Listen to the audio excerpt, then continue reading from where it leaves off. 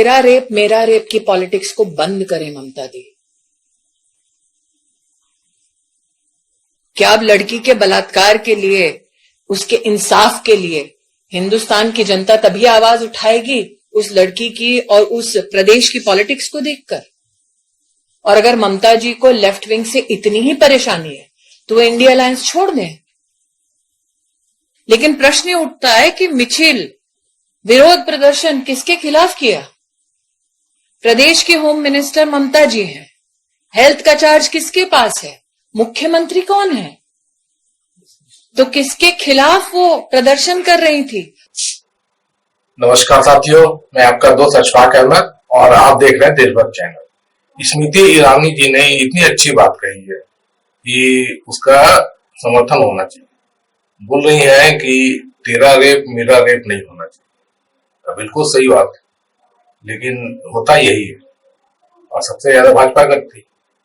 अब देखिए कि शुरुआत कहां तक किया जाए। बिल्किस बानो का ही पकड़ लीजिए। बिल्किस बानो के जो गुजरात दंगे हुए थे उसमें बिल्किस बानो का रेप तक हो गया था और कितने लोगों को मार दिया गया था। उसका कौन जिम्मेदार था? कौन कराया था गुजरात दंगा?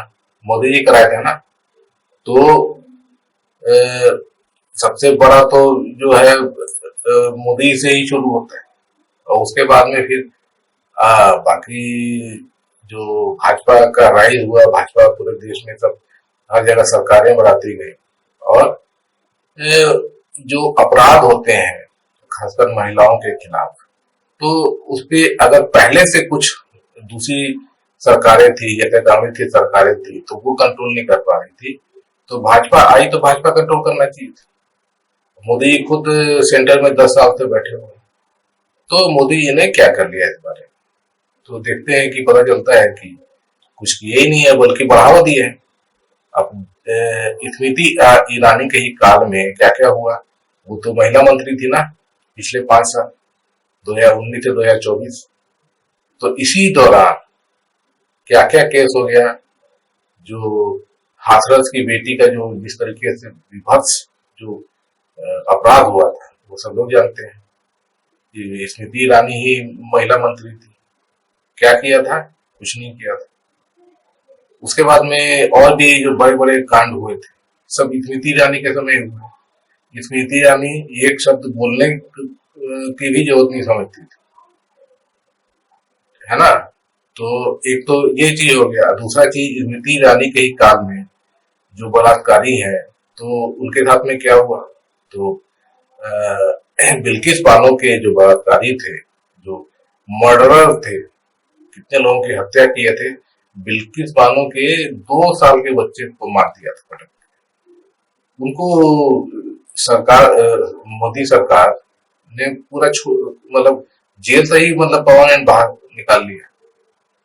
तो उसमें गुजरात में भी भाजपा की सरकार, केंद्र में मोदी जी की सरकार, महिला मंत्री स्मृति ईरानी। तो कैसे ऐसे ऐसे दरिंदों को छोड़ दिया गया था?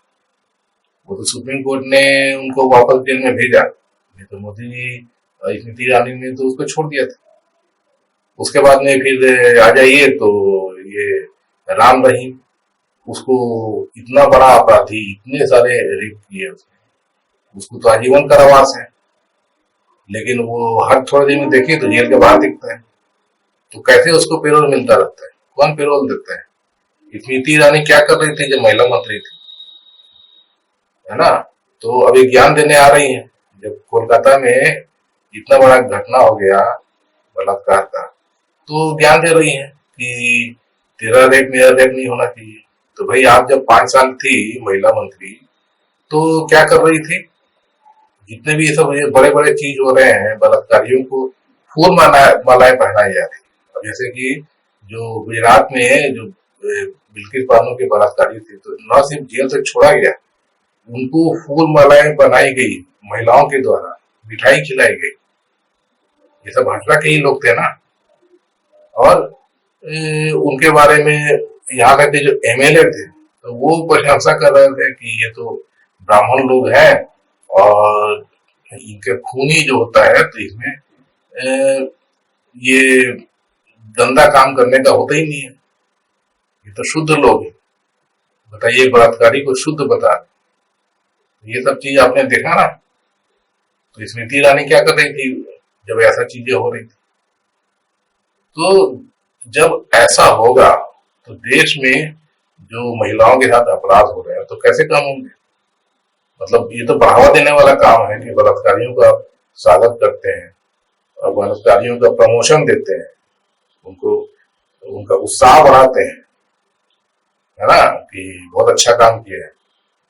फिर जो गलत भावना वाले लोग हैं, जो गलत करने के लिए मतलब पैसा और पावर के लिए कुछ भी कर सकते हैं, तो उनको लगता है ये सबसे अच्छा रास्ता है, बलात्कार करो, भाजपा में शामिल कर लेंगे, अच्छा पद और दे देंगे। तो क्यों नहीं करेंगे वो? सजा देने के बजाय इस तरह काम हो रहा है। तो पहले तो अपने ही गिरेबान में झांकना चाहिए स्मृति ईरानी जी। तो सबसे ज्यादा अगर देखा जाए कि जो इस तरह के सब काम करती है कि एक तो रेप कांड जो होता है उसको दबाने का काम करती है, और उसके बाद में जो रेपिस्ट होते हैं उनको प्रमोशन मिलता है। तो कौन कर रहा है? भाजपा कर रही है। तो वो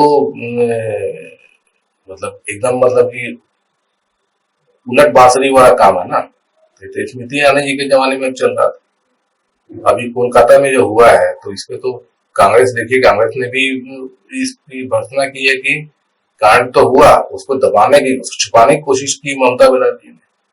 एकदम खुले तौर पे कांग्रेस इसके खिलाफ आवाज उठा रही, और भाजपा तो उठाएगी ही। उनको तो मतलब 2026 में बंगाल में चुनाव होने वाले फिर थे, तो वहां पर गद्दी पाना है, तो ऐसे जो भी मौके मिलते हैं तो खूब जम के उछालो।